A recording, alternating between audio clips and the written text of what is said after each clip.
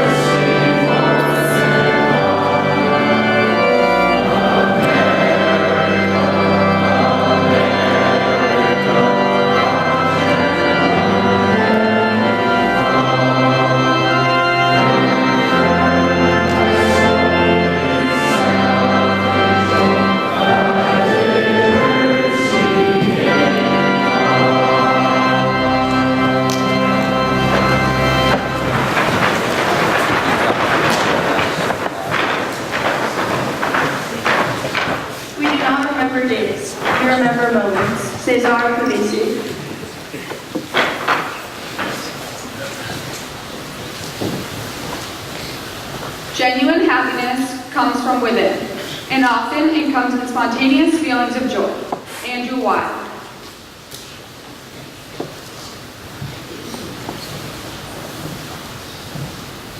I'm not clumsy. I'm just accident prone. Daniel Radcliffe.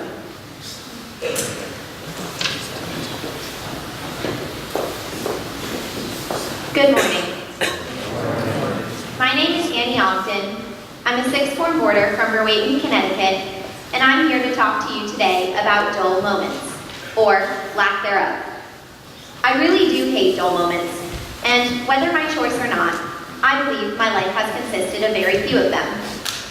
As a middle child in a family of 4 close-knit sisters, I grew up with something always going on around me.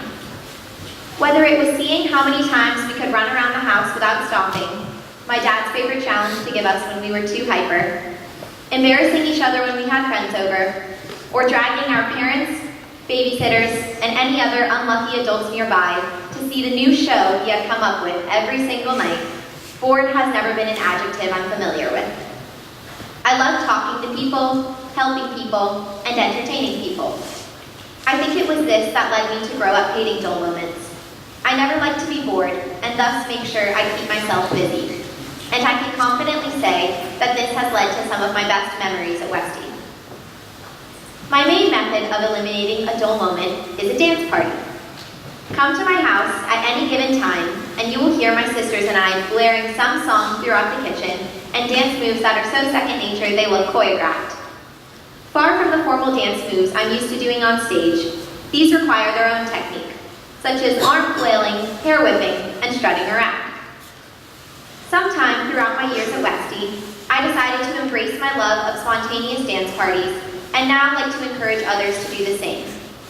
For me, it could be spontaneous music in the atrium at 8 a.m. with Lee Fosse. Sorry for that one time, Tigger.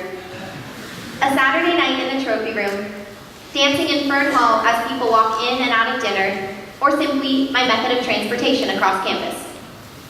One Saturday night last winter, Gary Simons hosted Westy's first annual lip sync battle. I was planning on just hanging out in the dorm that night, but quickly got bored and walked over to the theater to see how lip syncs were going, not planning on staying the whole time. Once I got there, I was immediately enticed by the people on stage who weren't afraid to make themselves look silly in front of their peers. I texted my sister Catherine, a senior here at the time, telling her to run over as fast as she could for a last-minute entry. She was reluctant at first, but after some begging, she came, and we quickly picked the first song we saw on my phone, Wannabe by the Spice Girls.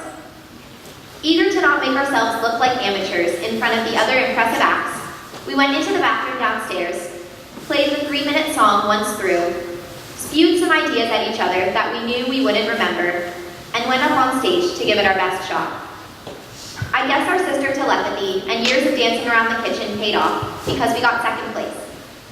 We had lots of curious observers asking us how long we had practiced for to pull that off, and our response was, of course, 15 years.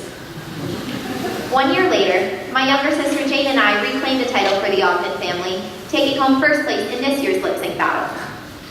Embracing times like these are what make me realize how special the Westminster community is, and that if you're willing to set aside any judgments and just have fun, others will be too. I truly believe that any boring action can be made better by adding music to it, and I guess that's part of what landed me in Pitt earlier this winter.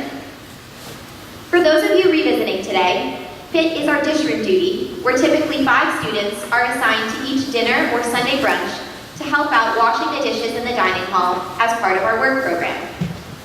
Most students are assigned Pitt for at least their first year, but because I've always been in dance ensemble, which fills the work program requirement, I never had the opportunity to do it.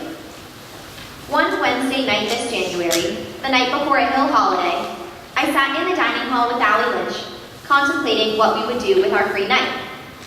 We learned that 2 of our friends were assigned to Pitt and had not shown up. Weird. They must have forgotten. On a whim, we volunteered to take over Pitt. We put a speaker on full volume in the dish room as we called our friends to come back and join us, and the 4 of us danced and sang at the top of our lungs for the next 2 hours as we scraped students and faculty's dishes, which, let me tell those of you who don't know, is an otherwise less than glamorous job. To anyone who walked through Pitt that night, I'm sorry.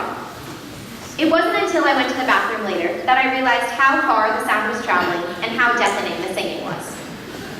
I'm still not completely sure why, but this is one of my favorite memories I've made at Westy. Had we not been in Pitt on that cold Wednesday night, we probably would have been sitting around doing nothing, and I loved the spontaneity of turning that dull situation into an exciting one. Now, when I said I believe my life hasn't included many dull moments, I was not exaggerating. Perhaps being eager to always be doing something takes a toll. For starters, as many of you know, sometimes I don't know when or how to relax, and can ever so often get just a little bit stressed. Combined with my occasional tendency to be just a tad bit dramatic, you can imagine the result.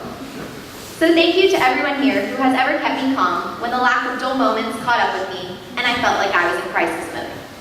That's probably a lot of you. Maybe it's karma for constantly needing something interesting going on, or maybe it's bad luck. But at this point, I couldn't find a dull moment if I tried. Last week, I had a large cast on my entire arm, and no, it was not a sports-related injury. After a long and busy winter, I was eager to start spring break and go to Florida to relax with my family.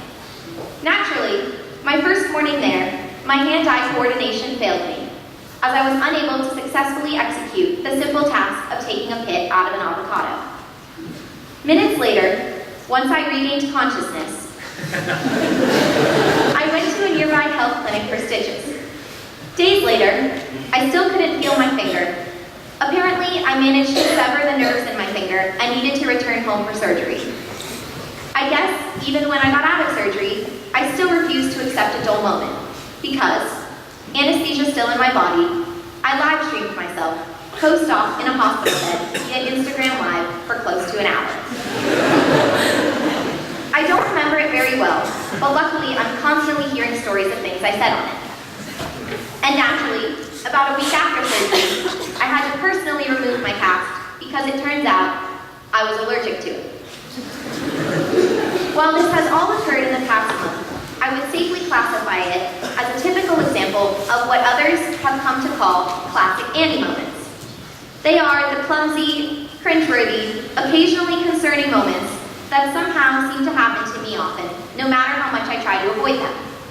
But I've been told that they, combined with my dance parties and my love of interacting with all kinds of people, are what make me who I am.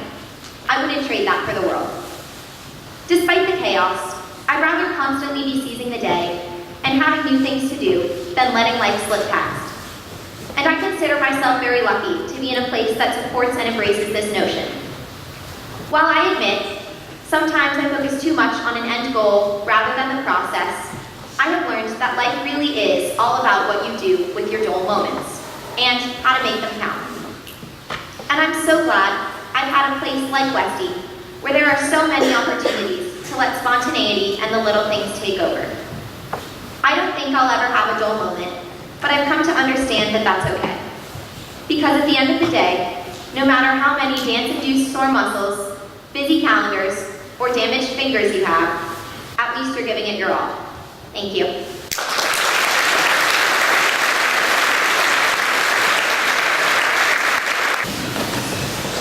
Hello, we are the chamber choir. We'll be singing Le Dovador, which is a traditional Hebrew song. I'm going to say it in Hebrew and then the rough English translation. Le Dovador. Le Dovador nagid godlecha, ulenetzach netzachim kedushatcha naftish. Veshihecha Eloheinu mifinu lo yamush leolam va'ed.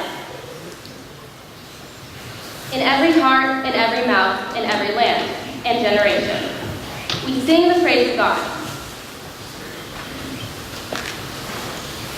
And we shall sing of your greatness and chant eternal praise to you, holy name, our heavenly King. Praised by He, praised be His name. Lord, O Lord, holy God, Amen.